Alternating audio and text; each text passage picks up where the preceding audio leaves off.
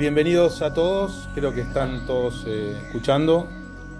Muchas gracias por participar en esta serie de encuentros de educación relacionados con la simulación.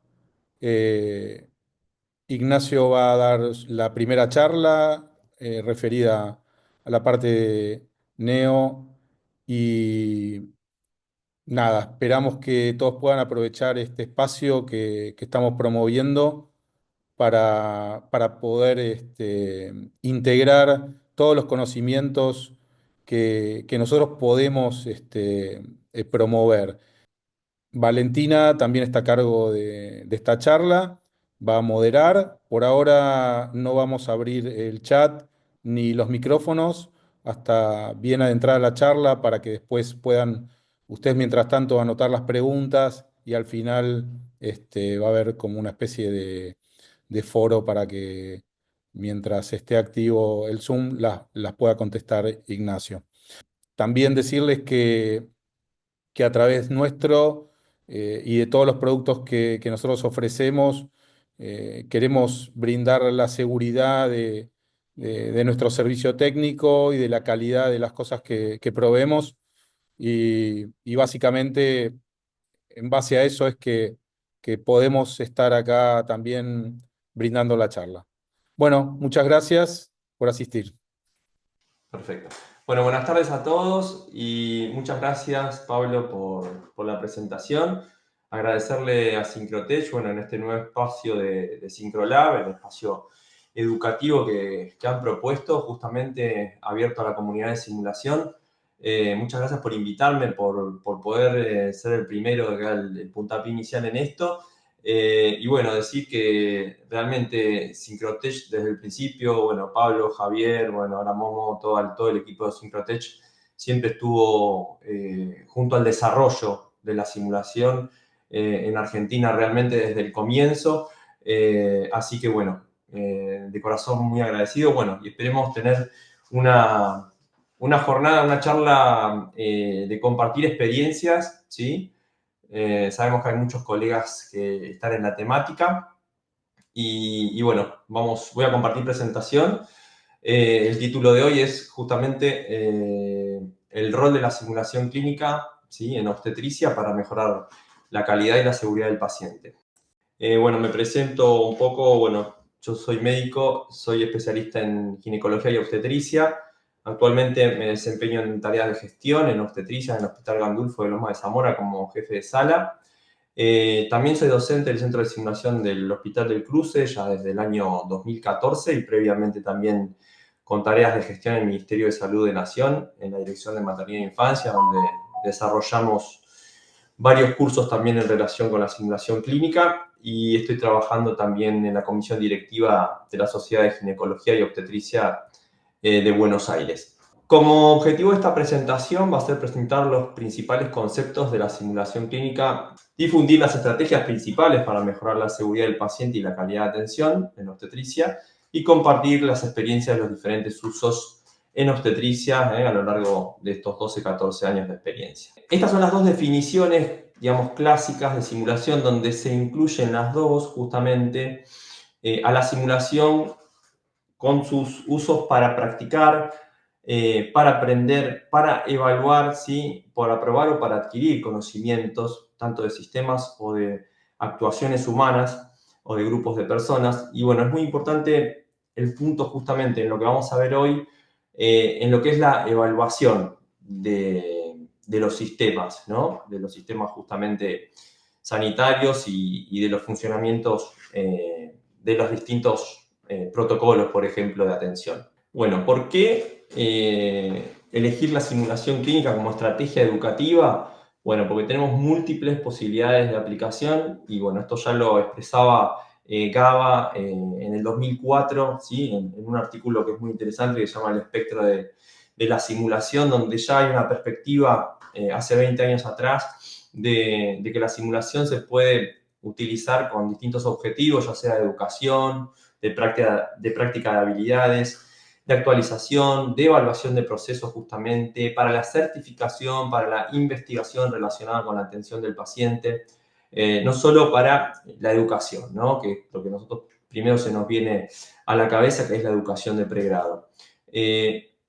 Para distintos también niveles de educación, o sea, de acuerdo a la experiencia de los participantes, ya sea un nivel, digamos, de pregrado, de grado, para residentes o para educación continua.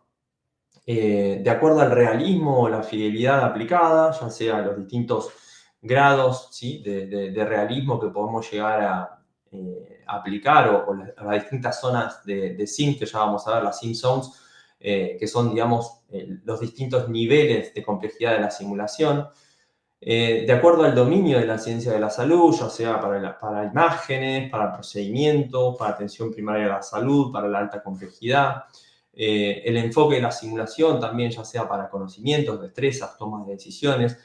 De acuerdo a los lugares también donde ocurre la simulación, podemos tener diferentes lugares, ya sea escenarios reales, centros de simulación, espacios de simulación, digamos, no tan complejos, así como también la complejidad de los simuladores utilizados, donde tenemos simuladores parciales, simuladores computarizados, híbridos, ¿sí?, pacientes simulados, digamos, y una gama enorme de herramientas para trabajar con simulación clínica.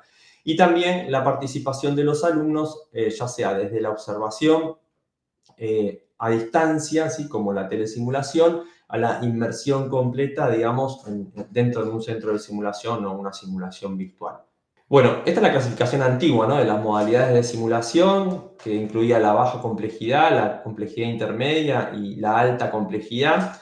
¿Sí? Esto, muchos nos formamos con este concepto, donde teníamos la baja complejidad para el desarrollo de habilidades, la complejidad intermedia, donde utilizábamos a veces algún simulador de cuerpo entero para hacer alguna práctica, pero no en un entorno completamente real, y sí la alta complejidad, donde en general se trabajaba con un entorno realista, con simuladores de alto realismo, y con un grupo de personas también trabajando en equipo en una situación compleja.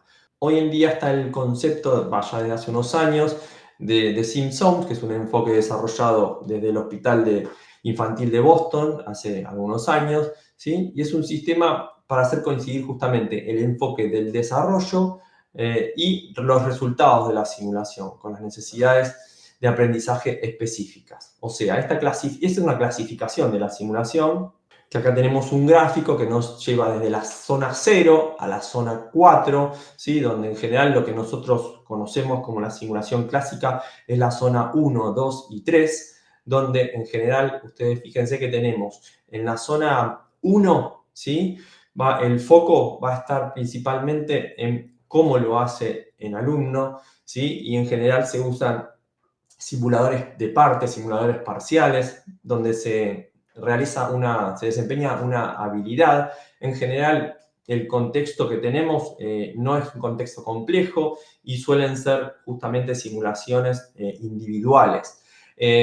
Al pasar a la zona 2, ya generalmente participan mayor cantidad de alumnos, ¿sí?, o de participantes, y donde ya se pone en juego generalmente un protocolo, ¿sí?, la actuación de un protocolo de un equipo de personas, un protocolo que está bastante establecido, estandarizado, ¿sí? Ya en la zona 3 la situación es más compleja y donde hay un trabajo en equipo de situaciones complejas donde intervienen particularmente habilidades no técnicas, toma de decisión bajo presión, ¿sí? Y la zona 4 tiene que ver más que nada con lo que es el análisis, el debriefing, ¿sí?, de situaciones reales.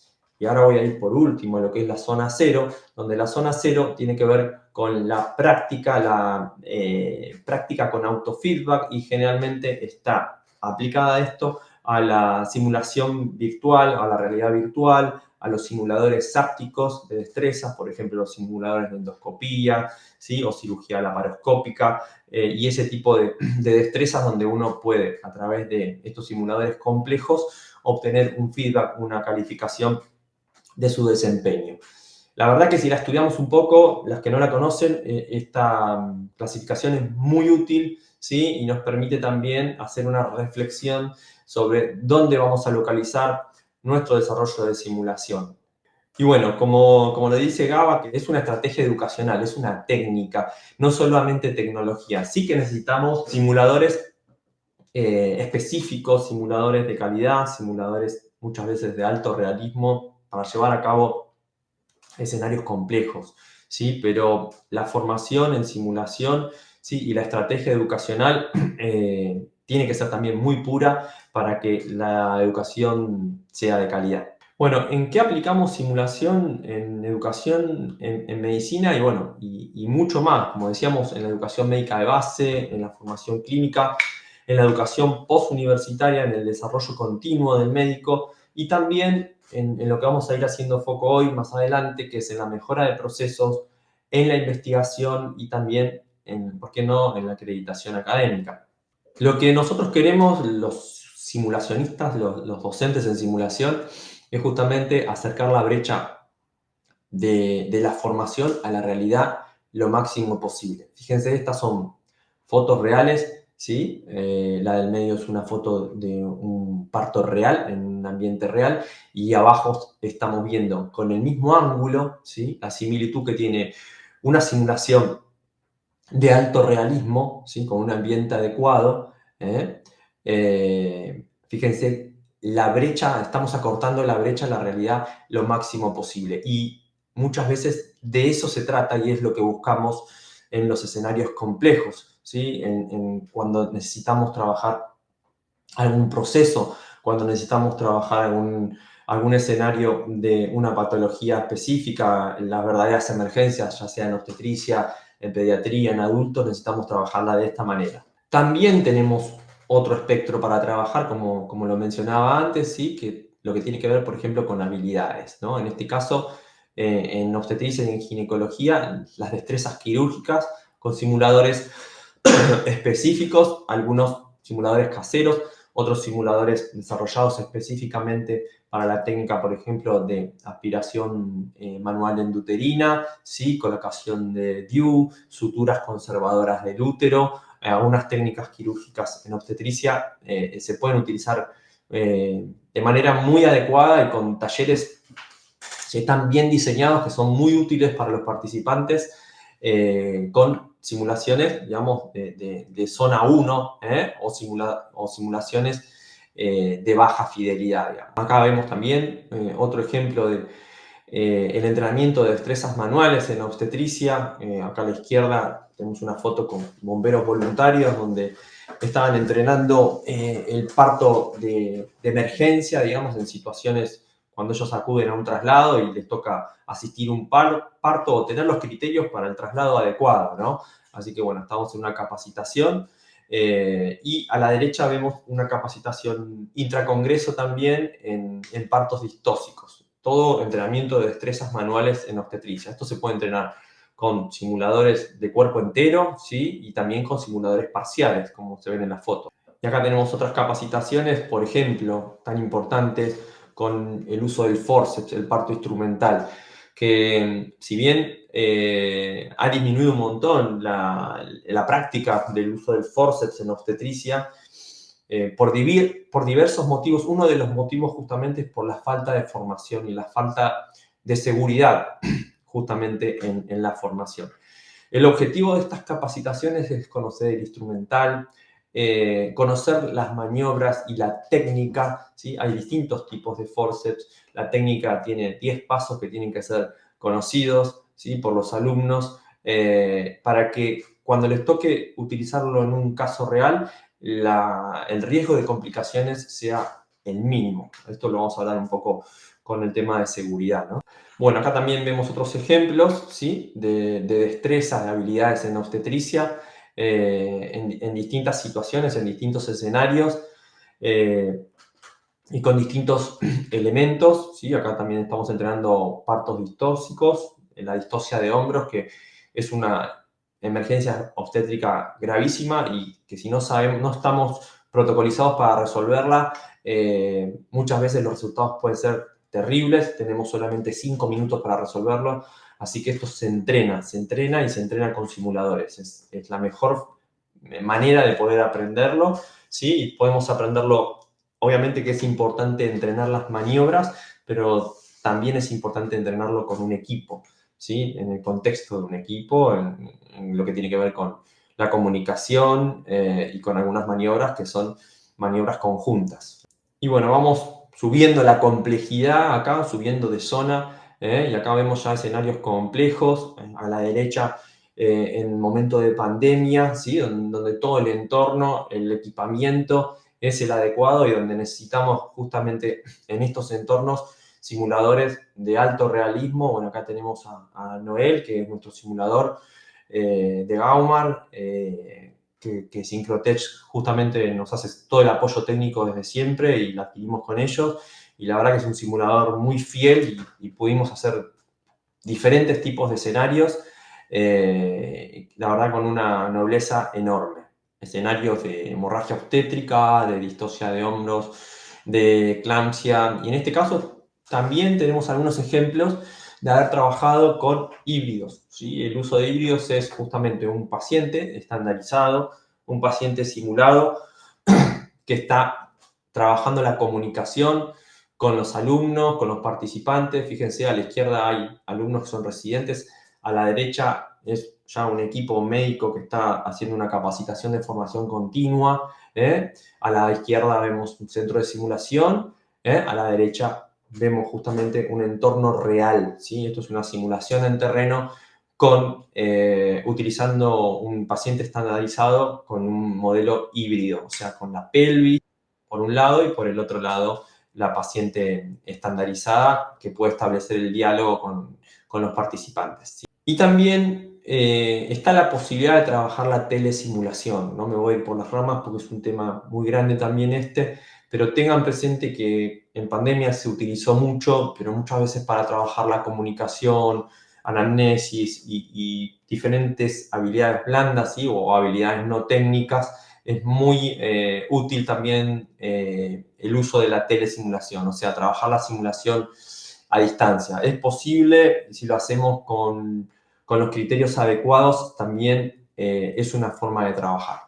Bueno, y adentrándonos ya a lo que es seguridad y calidad, ya desde hace más de 10 años existen recomendaciones concretas de la OMS, también del American College de Obstetricia y Ginecología, de la Federación Latinoamericana de las Sociedades de Obstetricia y Ginecología, y también una experiencia local, ¿no? De trabajo con SOGBA y con la Federación Argentina de las Sociedades de Obstetricia y Ginecología, de haber trabajado con simulaciones justamente para mejorar el desempeño de los equipos. La obstetricia es una de las especialidades que más ha trabajado con simulación, no estamos en la punta, pero hay una experiencia muy grande y hay mucha evidencia científica disponible. En cuanto a la seguridad del paciente, bueno, estamos tratando de hacer foco desde la simulación clínica y desde las instituciones, desde los servicios, en justamente ir cambiando o ir modificando, ¿sí? La manera de trabajar, ¿no? Que es una manera de trabajar clásica en las instituciones, en los servicios, en los hospitales, ¿no? O sea, y justamente hay una reflexión, fíjense, de fines de 1999, donde decía que la medicina ha pasado de ser simple ha pasado a ser poco efectiva, relativamente segura, a convertirse justamente en compleja, efectiva, pero potencialmente peligrosa. Y esto tiene que ver justamente con los errores, ¿sí? Que ocurren cuando un sistema se empieza a complejizar cada vez más. Todo el desarrollo de la seguridad del paciente, ¿sí? Comienza a fines de la década del 90, y se tiene en cuenta, ¿sí? Este gráfico es muy conocido, que es el modelo de queso suizo de James Reason, donde cuando ocurren una sucesión de fallas, ¿sí? En un proceso, el riesgo se transforma en un daño, ¿sí? Y eso es lo que no queremos que ocurra. Pero para que no ocurra esto, tenemos que aplicar justamente estrategias específicas.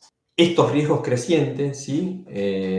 Con efectos adversos justamente y perjuicios involuntarios para el paciente, más o menos oscilan entre un 4 a un 17% en las instituciones de salud. El estudio justamente de errores humanos, ¿sí? Que también de fines de los 90, nos mostró justamente, que fue un estudio muy grande, que la mayoría conocemos, donde hubo más de 44.000 muertes asociadas justamente a errores médicos, y a partir de esta publicación del informe del Instituto de Medicina de Estados Unidos se empezó a trabajar de una manera desde las normativas gubernamentales y de distintas instituciones, ¿sí? De distintos organismos para mejorar la seguridad del paciente y disminuir la ocurrencia justamente de eventos adversos relacionados con la asistencia sanitaria. Sabemos que, bueno, toda la actividad humana, cualquier actividad humana, no solo la asistencia sanitaria, o sea, porque parece que estamos hablando de que los únicos que nos equivocamos somos los profesionales de la salud, y no es así, ¿no? Cualquier actividad humana conlleva un margen de error, y hay algunas que son mucho más peligrosas justamente que la medicina, que el arte de curar. Pero bueno, para eso justamente, para minimizar estos posibles daños, existe en todas las disciplinas la gestión del riesgo. Y en estas gestiones de riesgo trabajan unidades de gestión de riesgo, que son grupos de personas que tienen un enfoque amplio y tienen que estar justamente conformadas por un equipo multidisciplinario, con una mirada desde cada perspectiva, o sea, ya sea en el contexto sanitario, un administrador, enfermeros, médicos, kinesiólogos, bueno, todas las especialidades, incluyendo también a personal de transporte de pacientes, digamos, tenemos que tener la perspectiva amplia para abordar esta problemática. Y justamente para abordar la problemática tenemos que tener evaluaciones de estos riesgos, ¿no? O sea, ¿qué riesgos voy a abordar en una institución de salud? Concretamente, en un servicio de obstetricia, ¿qué riesgos quiero abordar? Los prioritarios primero. Los que tienen mayor gravedad, los que pueden provocar la muerte o amenaza de muerte, ¿sí? Y un impacto también severo, un impacto catastrófico, un impacto que sea importante, ya sea para la madre o para el bebé. Así que bueno, en esto nos vamos a enfocar, en la trascendencia del riesgo para ir poniendo justamente importancia en qué vamos a trabajar. Y dentro de lo que es la gestión de riesgo justamente por estos equipos, existen tres fases. Una fase que es de identificación, otra fase que tiene que ver con la evaluación, que es el análisis de la frecuencia, el costo y la gravedad de ese riesgo, y luego el tratamiento, ¿sí? de ese riesgo, que conlleva un conjunto de actuaciones para prevenir justamente el riesgo, eliminándolo y, si no es posible, reducirlo. O sea, estas son acciones que van a tener que ver con disminución de ese riesgo, ¿sí? Y que están relacionadas también con el trabajo de calidad, ¿no? Del mejoramiento de calidad en lo que es la asistencia. ¿Cuáles son las herramientas que tenemos justamente para identificar estos riesgos? Bueno, ¿cuáles son las herramientas que tenemos además para tratarlos, estos riesgos?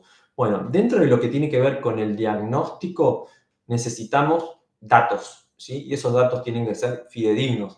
O sea, ningún servicio o ninguna institución de salud puede funcionar de manera correcta, tampoco un ministerio ni una secretaría de salud puede funcionar de manera adecuada si no tenemos datos concretos. Entonces es importantísimo que los registros sean fidedignos y los datos se analicen. Esto parece una verdad que estoy diciendo de perogrullo, pero en muchos lugares no ocurre, y vemos muchas veces duplicaciones, ¿sí? En los sistemas de registro. Por eso hay que tratar de unificar los registros, de que los registros sean electrónicos y de que el funcionamiento sea el adecuado. ¿De acuerdo? Dentro de estas herramientas tenemos algunas que son sistemáticas, que son las preventivas, y después otras herramientas, ya vamos a ver cuáles son las preventivas, que son acciones preventivas, Y después herramientas que tienen que ver con el análisis de un evento, ¿sí?, grave, de un evento centinela, de un evento que causó una gravedad o estuvo al borde de causar una gravedad importante, ¿sí? Y bueno, justamente el análisis causa-raíz es una herramienta de prevención secundaria, o sea, que se va a utilizar cuando ya se identificó un incidente o un evento adverso. Y este análisis causa-raíz intenta descubrir errores, ¿sí?, justamente raíces que originaron este efecto adverso. ¿Para qué? Justamente para que no vuelva a ocurrir. Y dentro de las herramientas preventivas, ¿sí?, o las estrategias justamente para evitar el daño, las que nombrábamos antes, bueno, tenemos varias que están claramente ya identificadas hoy en día. Una es la prevención de la infección hospitalaria, que abarca un montón de actividades. La primera de esas, obviamente, tiene que ver con el lavado de manos, que es primordial, las medidas de antisepsia, la bioseguridad. Otra medida importantísima, justamente otra estrategia importantísima, es la identificación del paciente. El paciente en una institución atraviesa justamente distintos lugares, muchas veces consciente, otras veces inconsciente, así que está en manos completas de la institución y la identificación es crucial, ¿sí?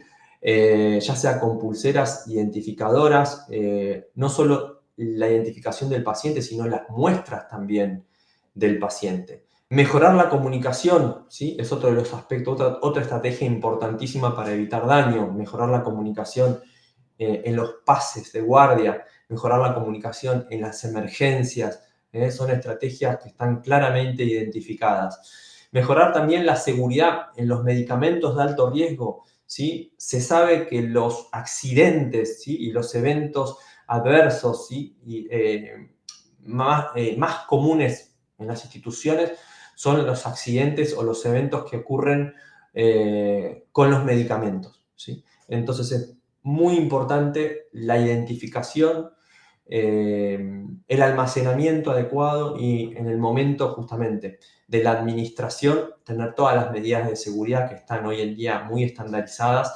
para que no ocurra un problema ni de confusión de medicamento, ni de problemas con la dosis, ni de forma de administración de ese fármaco. Así que esto es un tema muy importante para trabajar por los comités de seguridad. Otro capítulo importantísimo es la cirugía segura y el sitio seguro. Y esto abarca justamente el uso de los checklists de la OMS, ¿sí?, de los listados de cotejo cuando un paciente entra a quirófano, ¿sí?, que se confirme la patología por el cual va a ser operado, que esté el instrumental disponible, que esté el cirujano informado de cualquier aspecto en relación con el paciente, que haya un interrogatorio breve al paciente. Bueno, esto es importantísimo y que este listado de cotejo, el checklist propiciado por la OMS, se cumpla al ingreso del paciente. Justamente también la cirugía en el paciente correcto abarca este concepto que hablé antes de cirugía segura y de identificación del paciente. Y el último punto que me queda como estrategia para comentar es la disminución del riesgo y el daño por las caídas, que también son un problema en el traslado de pacientes, ¿sí? Hay muchos daños y me ha tocado observarlo o conocer casos de caídas de camillas de pacientes en los traslados de quirófano a la habitación o dentro de la habitación o cuando el paciente está deambulando o movilizándose en el entorno institucional. Bueno, y para poder trabajar esto, o sea, son un montón de cosas que dije, ¿no? El tema de seguridad, estas estrategias, ¿cómo las abordamos? Bueno, hay una visión que es la cultura de seguridad. La cultura de seguridad es un compromiso con la seguridad que involucra a todos los niveles de una organización, desde el personal de primera línea, ¿sí?, de los directivos, de los directores de un hospital, por ejemplo, los jefes de servicio, hasta las gerencias ejecutivas, y hasta desde el camillero también, y el médico que está de guardia, la enfermera, la obstétrica, hasta el director del hospital, digamos. Y este universo de la cultura de la seguridad está enmarcado también en esta microcultura, ¿sí? Que corresponde a cada servicio, que cada servicio lo tiene que trabajar, a cada especialidad, ¿sí? Dentro de una institución, y obviamente depende y estamos inmersos justamente en nuestra macrocultura, que depende de nuestra sociedad, donde vivimos, de nuestras políticas de salud, justamente de la formación de nuestros egresados, ¿sí? Y de los avances de la ciencia. Así que el abordaje de la seguridad tiene que ver, para tener éxito y que todas estas estrategias que dije antes se puedan llevar a cabo, tenemos que trabajar también en lo que es la cultura de la seguridad, y que es un concepto que abarca todo lo que podemos hacer, está dentro de este cambio de cultura que tenemos que promoverlo todos. Bueno, entonces, para ir redondeando los puntos claves, específicamente en seguridad, en obstetricia, ¿sí? Yendo ahora un poquito más a la especialidad, obviamente que estos puntos son transversales a todas las especialidades, ¿no? Pero bueno, el ACOG, el American College de Obstetricia y Ginecología, hizo una publicación hace algunos años, ¿sí? Y menciona estos puntos claves, que son bastante similares a los que estuve comentando yo. Obviamente, desarrollar en las instituciones un compromiso para fomentar la cultura de seguridad del paciente, implementar prácticas recomendadas de medicación segura, que como dije antes son los principales errores que ocurren justamente dentro de la atención, reducir la probabilidad de errores quirúrgicos en nuestra especialidad, que es una especialidad quirúrgica, mejorar la comunicación con los profesionales de la salud en el equipo, ya dije antes, en la urgencia, en los pases, o sea, en la no urgencia y en la urgencia mejorar la comunicación. Estas son habilidades no técnicas, ¿sí? Habilidades blandas que se entrenan con simulación. Mejorar la comunicación con los pacientes en situaciones normales, dando un informe de calidad, ¿sí? Y también en situaciones traumáticas, ¿sí? Dando informes, por ejemplo, de malas noticias. También otro punto importante que subraya el EICO, que es establecer una colaboración con los pacientes para mejorar la seguridad y preguntarles, ¿sí? Qué es lo que ellos consideran importante para su atención, porque siempre tenemos la mirada desde las instituciones, así que hay que involucrar a los pacientes para mejorar la seguridad sin dudas. Y hacer justamente de la seguridad una prioridad en todos los aspectos de la práctica, y que sea una prioridad para todos los que conforman el equipo de salud. Vamos a poder mejorar efectivamente, ¿no? la seguridad utilizando la simulación. Entonces, bueno, estuve estudiando un poco, mirando la bibliografía existente, y la verdad que me encontré con una revisión sistemática escrita por Patricia Moya, ¿sí? Que es una chilena que escribe un artículo muy interesante que está publicado en el 2017, donde se consideran relevantes para la seguridad de los pacientes los siguientes factores, ¿no? Para justamente o sea, cómo educamos a nuestros alumnos, ¿sí? De las ciencias de la salud para que mejoren la seguridad. Bueno, entonces vamos a tener que enfocarnos mucho en desarrollo de habilidades de comunicación, ¿sí? Colaboración interprofesional, la gestión en situaciones de emergencias y la confianza en los conocimientos adquiridos. Y estas competencias, ¿sí? O sea, todos estos conocimientos y los desempeños que cuando llegue el momento se van a integrar en una competencia, a eso llamamos competencia, ¿sí? Estas competencias se favorecen sin dudas con el uso de la simulación, aumentando la conciencia del error y su valor pedagógico. Así que para mejorar a nuestros alumnos y educarlos desde su formación en seguridad del paciente, digamos, esta revisión no se inclina, ¿sí? Y yo tampoco tengo dudas en usar la simulación clínica.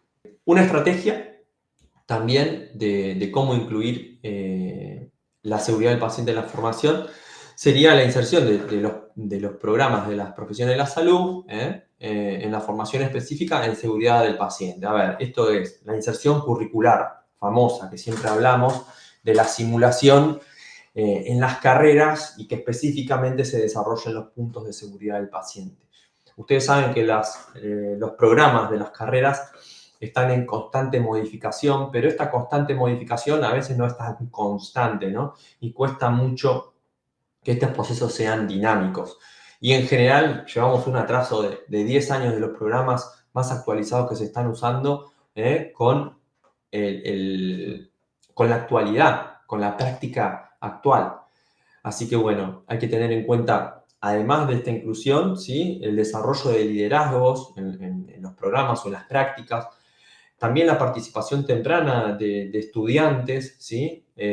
Con tutoría por residentes, en este caso por superiores, acerca de la seguridad del paciente. O sea, que se vayan apropiando de los conceptos de seguridad del paciente desde la formación. Y ya los residentes también que vayan volcando, digamos, hacia abajo ese conocimiento. También el uso de la tecnología de la información y la promoción del trabajo en equipo. Y como decía antes, el cambio en los programas resulta un desafío constante, ¿sí? Y bueno, y siempre es como el burro que va atrás de la zanahoria y que nunca la alcanza. Pero bueno, no tenemos que dejar de perseguirla. Bueno, vamos a hablar un poco en esta ya última parte de los principios del sistema de gestión de calidad. Vamos a hablar un poco de lo que es calidad de atención. Hablamos de algunos principios de simulación, de la aplicación de la simulación, de la seguridad del paciente. Ahora vamos a ir un poco a lo que son los sistemas de gestión de calidad. Y este sistema de gestión de la calidad tiene que tener algunos ítems que son muy importantes. Uno es el enfoque a los usuarios. Hace un ratito nombré también que hay que incluir a los pacientes en los procesos justamente de la mejora de la seguridad y conocer sus expectativas, entender las necesidades, ¿no? Actuales, las futuras, y transmitirlas hacia la organización. Y tomar muchas de estas, ¿sí? como objetivo para trabajar en calidad. Porque así como nosotros entendemos que desde el consumo, que el cliente y el usuario siempre tiene razón, desde la salud también tenemos que tratar de entender que las necesidades de nuestros pacientes tienen que ser nuestros objetivos. Pero eso tenemos que tratar de convencernos. ¿eh? Es fácil trabajar en las rutinas nuestras, pero tenemos que tratar de identificar día a día cuáles son justamente estas necesidades.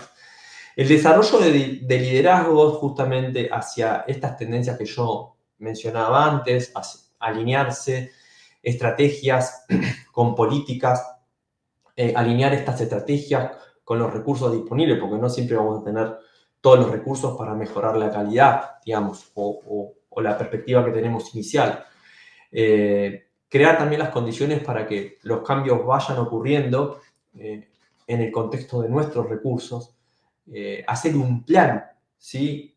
Con un plan que tenga un tiempo, ¿sí? A que sea cronológicamente mensurable, donde vayan ocurriendo los distintos procesos. Comunicar hacia adentro la misión, la visión, las estrategias y los procesos que vamos a seguir para mejorar la calidad. Muchas veces estos procesos son muy sencillos y pensamos que todo el personal los conoce, pero bueno, no es así. Los procesos hay que actualizarlos, estandarizarlos, ¿sí? Y difundirlos. El liderazgo también tiene que propiciar y difundir los valores éticos y la cultura de la confianza dentro de un equipo. Lograr compromiso en las personas, un enfoque a los procesos de atención, trabajar la mejora continua, que ahora vamos a hablar un poco, y la toma de decisiones basada siempre en la evidencia, que hoy tenemos mucha evidencia disponible, googleamos y listo, no es como antes que teníamos que ir a la biblioteca de la facultad para buscar un artículo de hace 4 años, 10 años. Y también trabajar en la gestión de las relaciones, que sin estar relacionados, no podemos trabajar en equipo y no podemos generar los cambios necesarios dentro de las instituciones. Entonces, la implementación de estos modelos de calidad, que hay distintos modelos de calidad, hay varios modelos de calidad, implican una transformación, primero una transformación cultural local que estuvimos conversando un poco antes.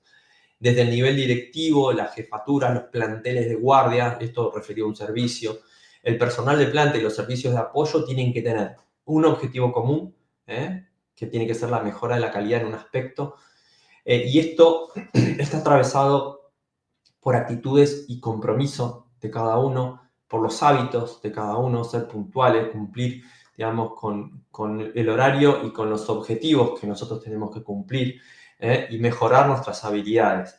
Habilidades que tienen que ver no solo con, no estoy hablando de destrezas, ¿sí? Que muchas veces se usa como sinónimo, sino también con nuestras habilidades para el manejo entre las personas, ¿sí?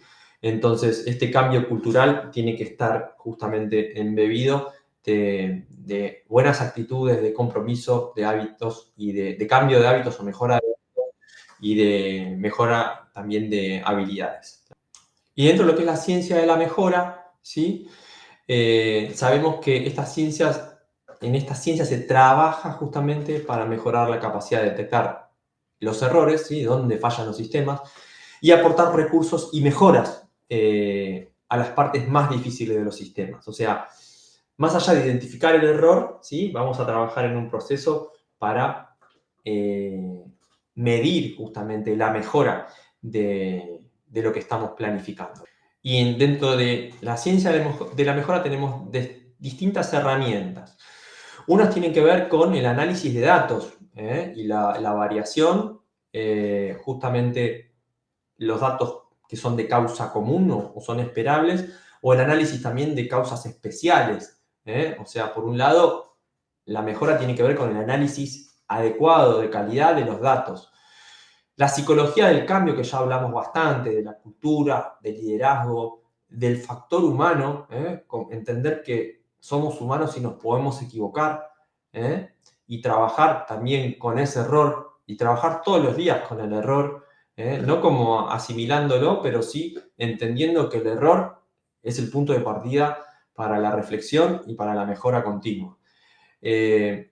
También la ciencia de la mejora trabaja con una herramienta muy importante que son los modelos y los planes de la mejora, como vamos a ver ahora, el ciclo de mejora continua y otros modelos como Lean Sigma, que no vamos a profundizar hoy, y también el pensamiento sistémico, que tiene que ver con el análisis de los procesos en diagramas de flujo y en los análisis causa-raíz que mencioné antes.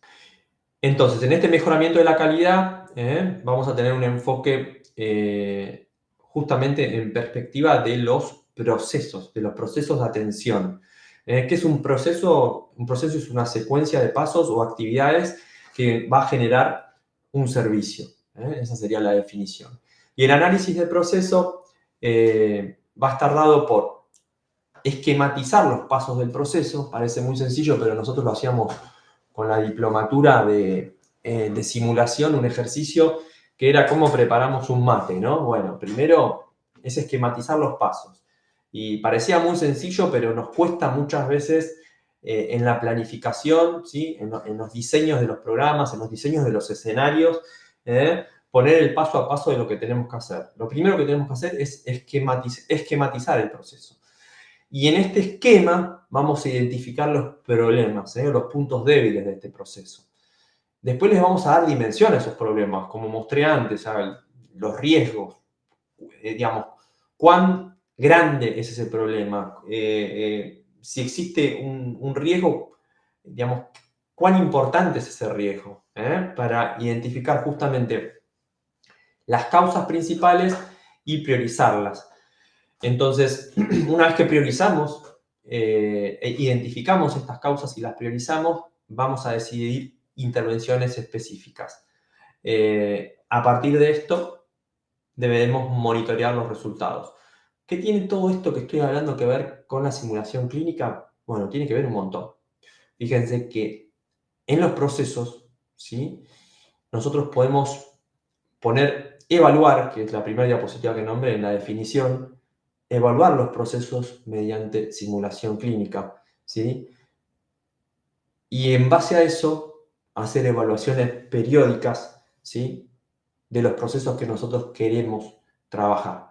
Así que fíjense cómo se inserta la simulación clínica en el mejoramiento de la calidad. En lo que es el ciclo de mejora continua, que es una de las herramientas justamente de calidad, el ciclo de mejora continua fue desarrollado por la industria, y tiene que ver, y es una herramienta para optimizar servicios y procesos que se puede aplicar en distintas disciplinas y también en servicios y áreas de hospitales. ¿Qué importancia tiene? Bueno, que identifica y reduce los errores, que optimiza los recursos, va a suprimir el trabajo innecesario, mejora la calidad del servicio y aumenta la satisfacción del paciente. La próxima. Y en este ciclo de mejora continua, que lo llamamos ciclo PHBA, que es justamente ciclo de planificación, hacer, verificar y actuar, estos 4 pasos, ¿sí?, involucran el primer paso, que es el más importante, que es la planificación. Y dentro de la planificación tienen que entrar justamente las evaluaciones de los datos existentes, y definir los objetivos. Y como hacemos en simulación clínica también, los objetivos que tienen que ser objetivos SMART, ¿sí? Y los objetivos SMART tienen que ser objetivos específicos, mensurables, que se puedan medir en el tiempo, y que se puedan llevar a cabo, digamos, que sean factibles, ¿de acuerdo? Luego que hacemos la planificación, ¿sí?, de una intervención específica, la tenemos que poner en juego. Luego que la pusimos en juego, vamos a ajustarla, ¿sí?, hacer los ajustes correspondientes, y corregir si hubo algún error, para después ponerla en acción, ¿sí?, que sería el punto 4, que sería el de actuar, digamos. Y este es un concepto de calidad bastante básico, desarrollado por Deming, ¿sí?, hace varios años desde la industria, que es el ciclo de planificar, hacer, verificar y actuar. Integrando un poco todos estos conceptos, vamos a decir que a partir justamente de la notificación de reportes de incidentes o de los registros de incidentes que tenemos que tener dentro de lo que es un sistema de seguridad y calidad, vamos a hacer el análisis correspondiente con las estrategias que estuve comentando antes, definiendo cuál es la magnitud, definiendo, digamos, con una herramienta como causa raíz, dónde están los distintos orígenes de este problema.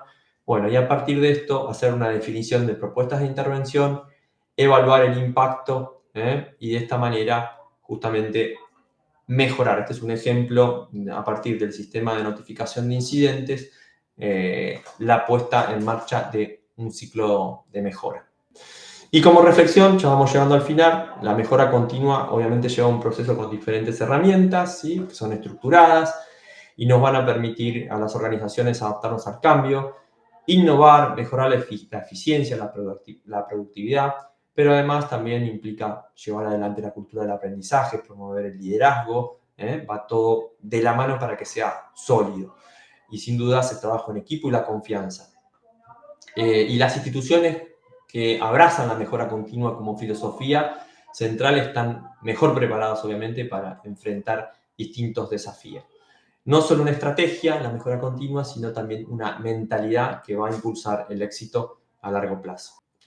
Y dentro de las estrategias concretas, ¿sí?, en simulación para mejorar la calidad, tenemos la simulación de procesos asistenciales, que puede darse en un centro de simulación, ¿sí?, si tenemos todo lo que tenemos en nuestros servicios. Y esto ya tiene que ver con el desarrollo de escenarios de simulación clínica, que no vamos a hablar hoy, pero si el diseño de un escenario es adecuado, vamos a poder hacer la simulación de un proceso asistencial en un centro de simulación. De hecho, acá hicimos, por ejemplo, el proceso de atención de una paciente con sospecha de COVID en su momento, en un centro de simulación, utilizando diferentes lugares del hospital y después dentro del centro de simulación, y con la última parte justamente con simulación de alto realismo, una zona 3, donde intervino también un simulador de alto realismo, y también la simulación de procesos asistenciales en terreno, la simulación in situ, que es más dificultosa, no vamos a profundizar, pero tiene aspectos también que son muy ventajosos justamente para la mejora de la calidad. Y en estos desarrollos de programas, bueno, vemos un poco también este ciclo, ¿sí?, de desarrollo de programa en el contexto de calidad, que identificamos las necesidades, planificamos, vemos los destinatarios, los objetivos de la simulación, los recursos, la planta física, los docentes que vamos a tener en la simulación, el desarrollo de las actividades, análisis, retroalimentación y nuevas posibilidades justamente para ir mejorando nuestros programas de simulación para mejorar la calidad.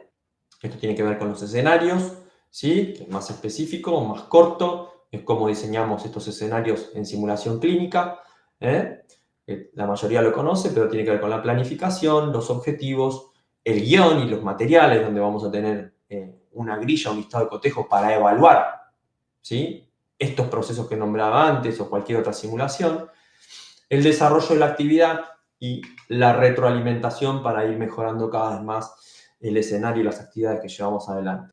Y algunos ejemplos de simulación en obstetricia que tienen que ver con la efectividad, que han logrado efectividad y seguridad y mejora de calidad. Bueno, tenemos distintos indicadores clínicos, los distintos trabajos que se fueron desarrollando. Fíjense, hay un trabajo muy importante de Tim Draycott, que es inglés, del año 2006, que fue presentado en Obstetrics and Gynecology a través de su programa PROMPT, que sigue en marcha, que se hizo en distintos países, en Australia, en la India, en Inglaterra.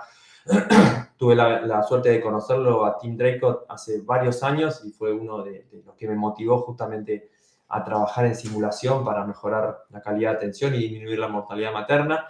Y bueno, él ha presentado ya publicaciones, él y su equipo, ¿no? Croft también, Draycott, Croft, son algunos de justamente el impacto de la disminución de la asfixia neonatal severa, entrenando justamente partos distóxicos, distosia de hombros.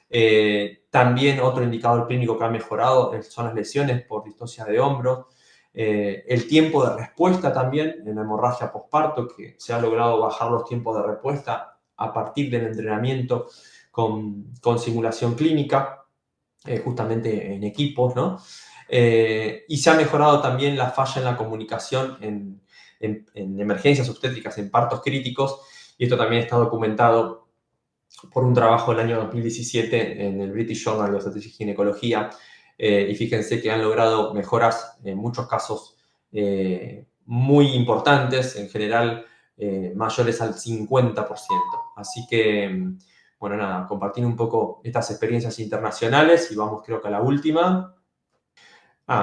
Y que son algunas imágenes justamente de experiencias personales de los procesos de atención. Fíjense, estas son capturas de pantalla de un video, de un celular. O sea, necesitamos una super cámara y no, si no la tenemos lo vamos a hacer igual. Entonces esto es adaptarnos un poco a nuestra realidad. Si podemos ir gestionando una cámara, mejor, para registrar bien el video es de muchísima utilidad. Y acá vemos, esto es un escenario real, esto es simulación in situ, ¿sí? Es simulación in situ para justamente evaluar un proceso de atención de una asistencia de un parto donde la paciente viene en un periodo expulsivo, y cómo trabaja el personal del hospital, desde los recepcionistas administrativos, el personal de guardia, ¿sí? Cómo trabajan también el tema de la asepsia, la antisepsia, todos los detalles de comunicación con la paciente, contención emocional, parto respetado, ¿sí?, y comunicación interprofesional, están todos inmersos en este proceso de atención. Obviamente no podemos hacer foco en todo, pero sí en este proceso de atención que hicimos, teníamos un listado de cotejo específicamente desarrollado para evaluar los puntos que nos interesaban. Y acá vemos justamente los procesos de atención dentro de un centro de simulación, en un contexto de simulación de alto realismo, ¿sí?, o en una zona 3, ¿sí?, dentro de lo que son las sim zones, donde vemos en los dos casos, creo, si son hemorragias obstétricas severas, con colocación del dispositivo del balón de Bakri, donde hay transfusiones, expansiones, comunicación y después también informe de malas noticias. O sea, abarcamos la totalidad del proceso, ¿sí?, y evaluamos el desempeño de un equipo. ¿Cómo las evaluamos? Bueno, les contaba un poquito antes, por observación directa. Muchas veces es muy útil el video, yo en general uso video para que después los que actuaron, ¿sí? El personal capacitado o los alumnos se puedan ver en este video. Y obviamente la decisión va a depender de los objetivos de la evaluación. Podemos tener, en caso de usar el video en caso de maniobras, ¿sí? Específicas o cirugía, bueno, sí o sí lo vamos a tener que usar para verlo en detalle. ¿eh? Y también podemos ver grabaciones también de la entrevista clínica, donde podemos ver gestos y la autopercepción de los capacitados es muy importante. Y siempre, como dije antes, usamos una lista de cotejo o rúbrica que nos va a permitir dar un feedback, hacer un debriefing posterior a los capacitados sobre el desempeño, y obviamente siempre con el propósito de mejorar. Y bueno, estamos abiertos a las preguntas. Hola Nacho, buenas tardes. ¿Se escucha bien? Hola Se Juan, ¿cómo escucha. estás? Perfecto. De La Pampa, ¿cómo estás Juan? Bueno, un gustazo volver a escucharte, volver a verte. Estábamos haciendo la presentación y nos estábamos escribiendo ahí con Ricardo, con Santi, con otros de los compañeros. Y la verdad que nos pareció interesante y la pregunta concreta de la presentación tiene que ver con indicadores de calidad y cómo encaran los procesos con los servicios, las distintas áreas hospitalarias, o cómo lo pensás, Nacho, en el contexto de el espacio de Toco Gineco, cuál es la experiencia, y un poco esto de no solamente pensar en el desarrollo de la simulación desde el punto de vista de la perspectiva de ir mejorando la seguridad del paciente, sino en poder trabajar todo lo que es un proceso donde modifiquemos algunos estándares, algunas prácticas, y si había alguna disciplina específica dentro de todos estos actores que vos involucraban que les hayan servido de utilidad a la hora de repensar estrategias alternativas.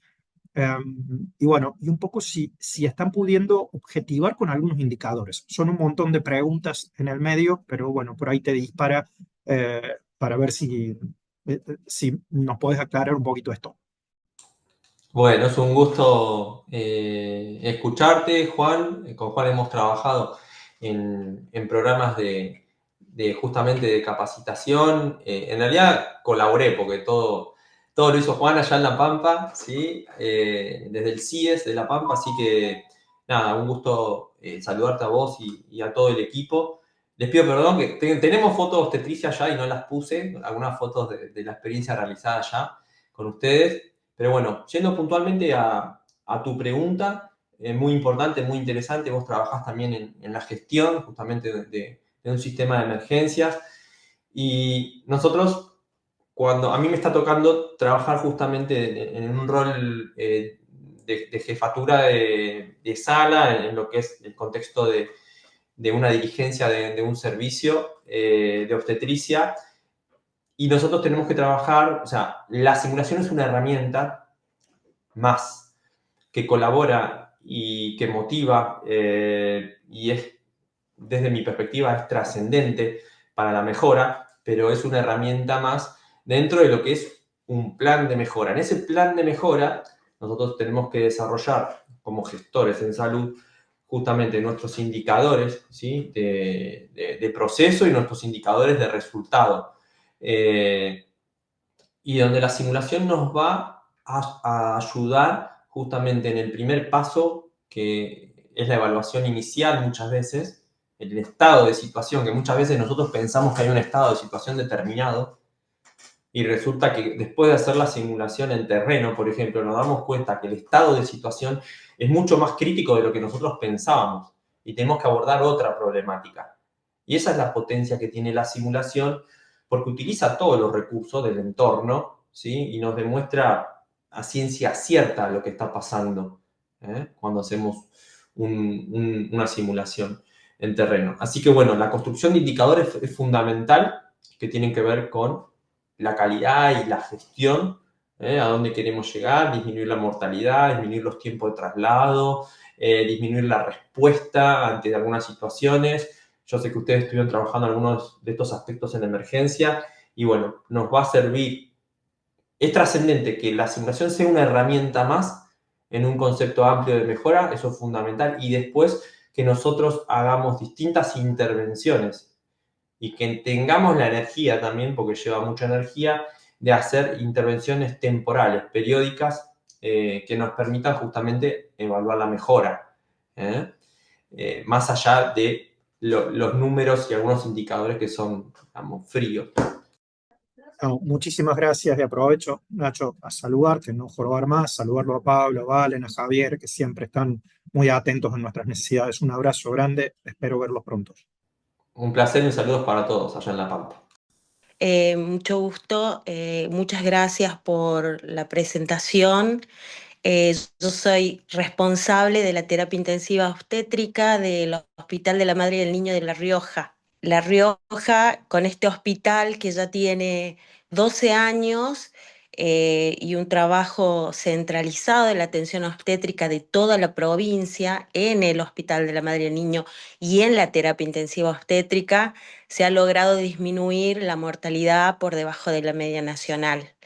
Y una de las estrategias fue ponernos como al día, porque éramos intensivistas de terapias polivalentes, con la obstetricia crítica a través del doctor Golubicki, del Comité de Obstetricia Crítica de SATI, que ellos habían empezado con este comité hacía poquito tiempo también, en el 2012, y la primera capacitación virtual de la parte teórica se complementó con la simulación en el Hospital El Cruce. Así que desde ahí arrancamos con esta estrategia de aprendizaje, siempre de la mano del Comité de Obstetricia Crítica de SATI, del cual muchos somos miembros, y generar las propias simulaciones, ¿no? En hemorragia obstétrica, en preeclampsia. Bueno, lo último que hicimos como equipo de terapia intensiva fue el ACLS, actualización del ACLS, teniendo en cuenta también el protocolo de reanimación de la paciente obstétrica. Así que entiendo como responsable y también el equipo que es una herramienta fundamental para el aprendizaje y para la mejora continua. Tu clase ha sido excelente y muchísimas gracias por traernos en el día a día de nuevo este tema tan importante. Bueno, muchas gracias, Paula, por estar aquí presente y bueno, por compartir también tu experiencia y bueno, gracias también por el reconocimiento. Sí, me acuerdo cuando vinieron en esa intervención, creo con la doctora Basualdo y con la doctora Di Marco también del Ministerio de Nación, y hicimos esa primera incursión con obstetricia crítica.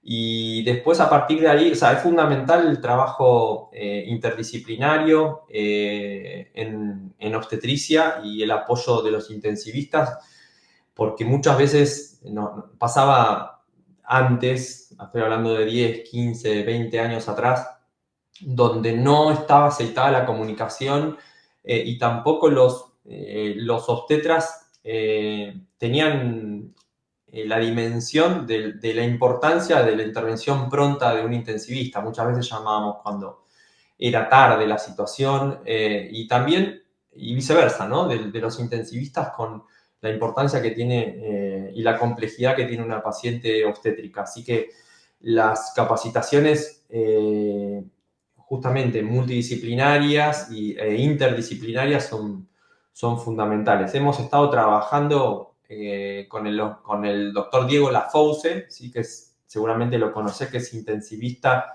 del hospital de la maternidad, del materno infantil de Tigre, y ha venido también, ha venido a hacer algunas capacitaciones acá al Centro de Simulación del Cruce, y también yo he ido para allá a hacer algunas intervenciones de talleres de habilidades y actualizaciones, e incluso también ha venido a nuestro congreso de la Sociedad de Obstetricia y Ginecología de Buenos Aires.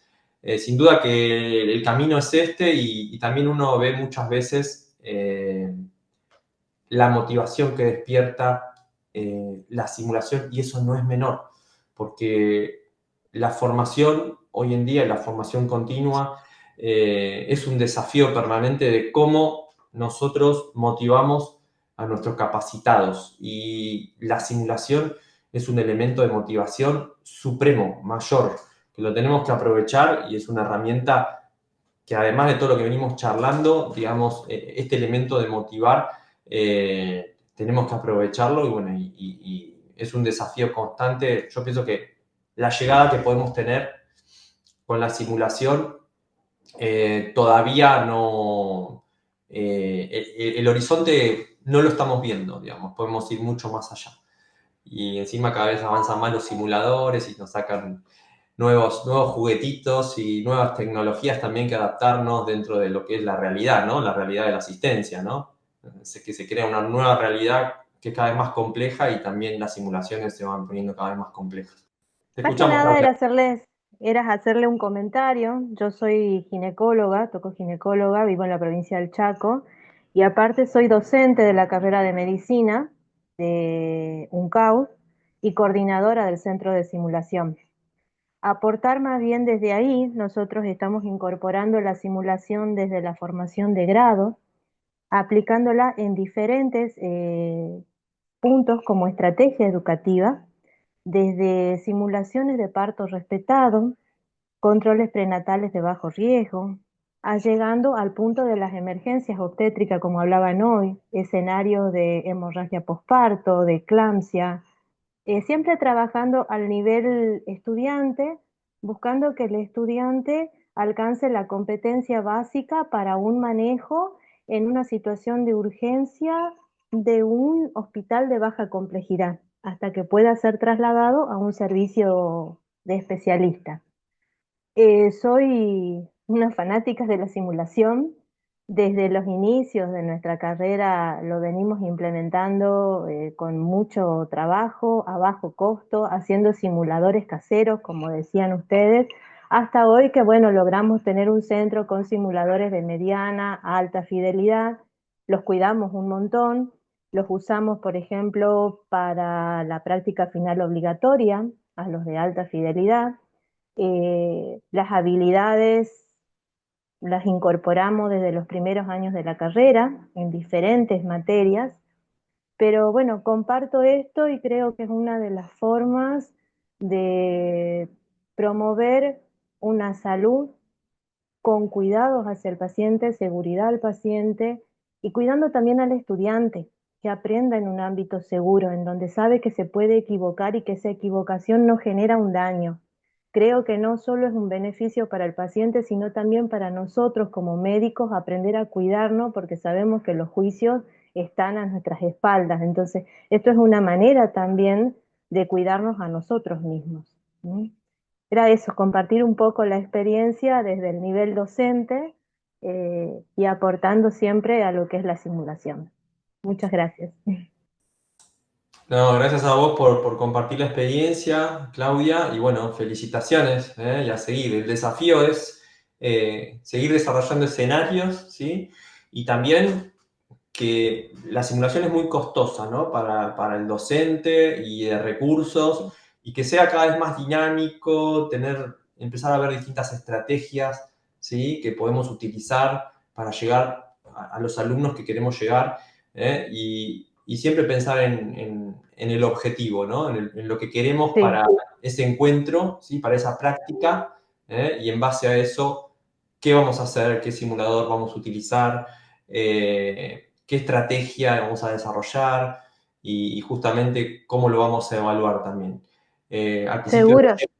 Al principio nos lleva un poco de tiempo, pero bueno, le vamos enganchando cada vez la mano a la metodología, ¿sí? Y una vez que se va repitiendo la práctica, ¿no? Uno va tomando cada vez más confianza. Así que felicitaciones. Sí, como dijiste hoy, lo que más cuesta es la planificación, digamos, es un punto crítico. ¿Mm?